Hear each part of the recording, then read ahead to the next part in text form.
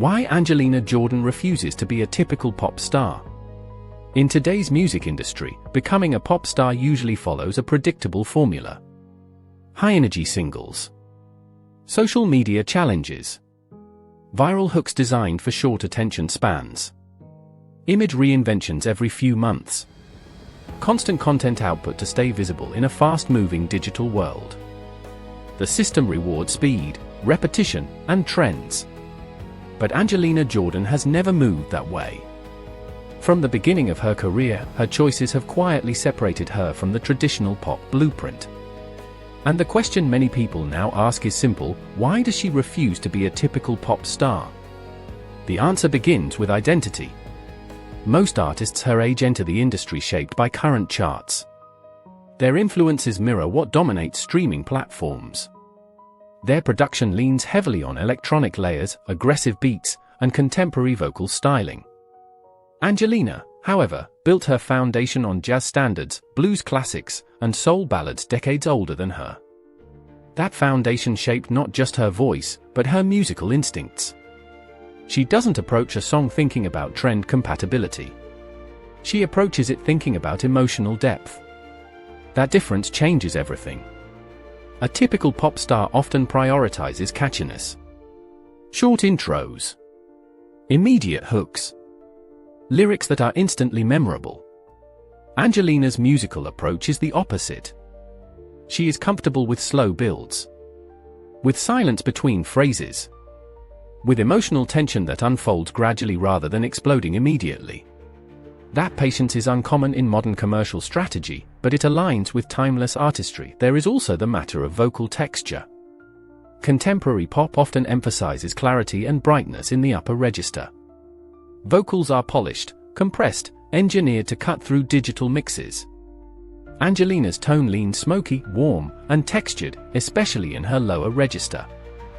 That tonal choice naturally connects more with jazz and soul traditions than mainstream pop aesthetics. For her to transform into a typical pop star, she would likely need to alter that tonal identity. And altering tone risks altering authenticity. Another key factor is branding. Pop stardom today often revolves around visibility.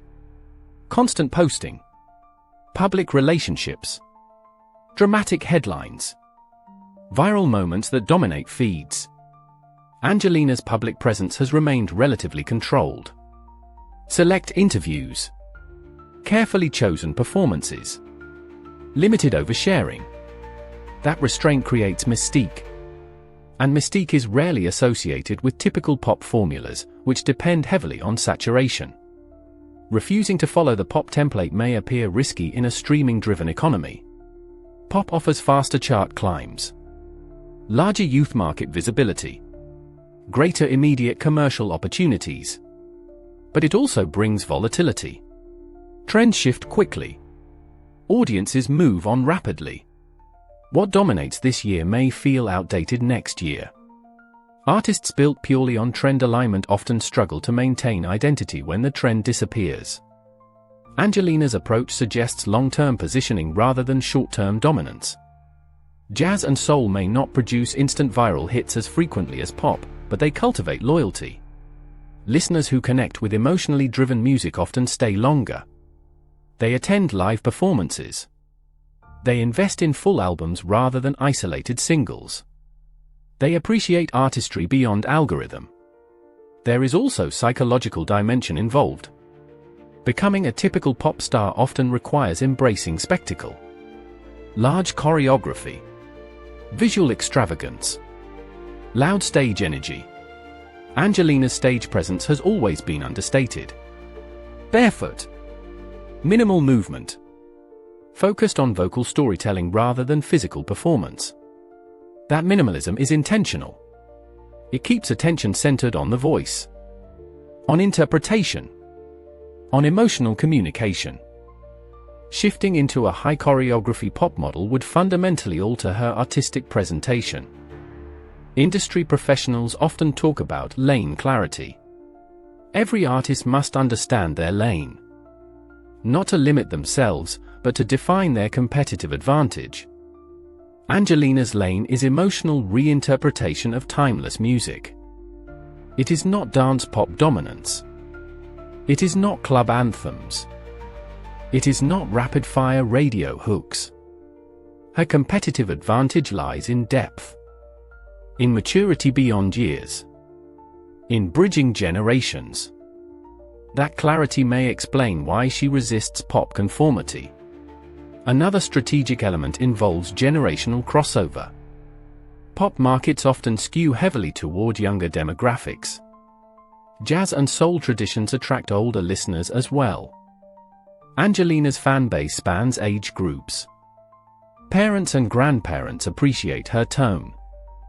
Younger listeners are drawn by her uniqueness. That multi-generational appeal creates stability. Pop stardom can be explosive, but it can also be age-restricted. By refusing to narrow her identity, she maintains broader demographic reach.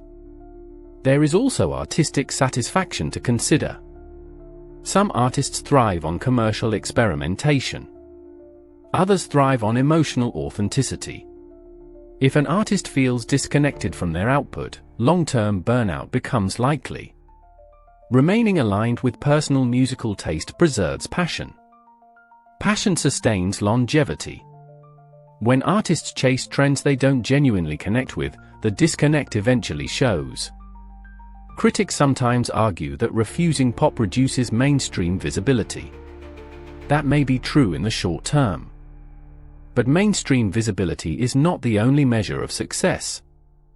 Artistic respect, catalog durability, and sustained touring ability often outlast chart spikes.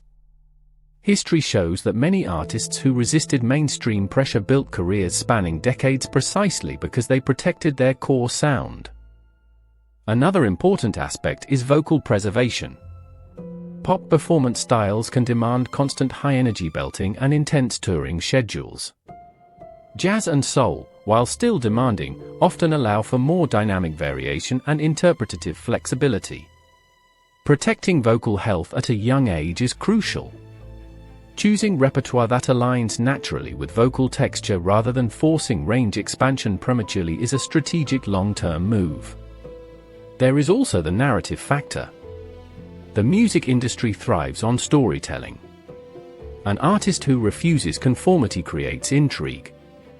Audiences become curious. Why doesn't she follow trends? Why does she choose older songs? Why maintain barefoot symbolism? These questions sustain engagement. Predictability reduces intrigue. Distinction enhances it. Refusing to be a typical pop star does not mean rejecting growth. It means defining growth differently. Instead of chasing viral moments, growth may come through deeper songwriting, cinematic production expansion, orchestral collaborations, or carefully curated live experiences.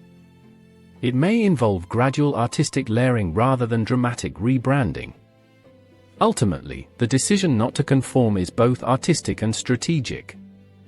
It protects identity. It cultivates loyal audiences. It builds long-term positioning rather than short-term spikes. In an era where many artists compete for immediate attention, choosing timelessness can be the boldest move of all. Angelina Jordan's refusal to become a typical pop star is not resistance out of fear.